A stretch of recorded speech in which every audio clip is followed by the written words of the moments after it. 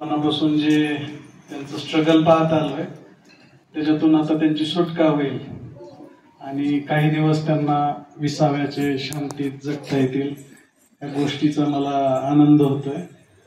कारण मी लहानपणापासून बघतोय की सकाळी 4 वाजता 5 वाजता उठायचं, सगळी घरची काम उरकायची, स्वयंपाकाची गडबड आणि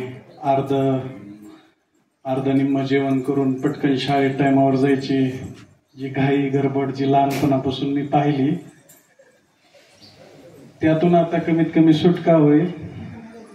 त्यांनी त्यांचं जे काय कर्तव्य आहे ते 100% पूर्ण केलंच असेल तुम्ही सांगताय.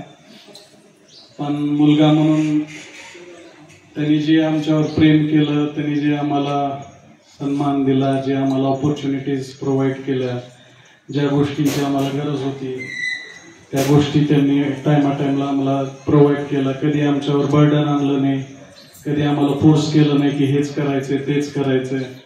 ह्या ज्या गोष्टी मी लहानपणापासून पाहत आलोय आणि लहानपणापासून जसं मी कॉलेजला गेलो आणि कॉलेजवरून वापस आलो तेव्हापासून कसं लहानपणी जास्त गोष्टी समजत नसतात, पण कॉलेजमधून आल्यापासून जेव्हा ते आपण काही गोष्टी समजायला लागतं आपल्याला आणि आपण ते जे हेक्टिक रोजचं जे रुटीन वगैरे पाहतो.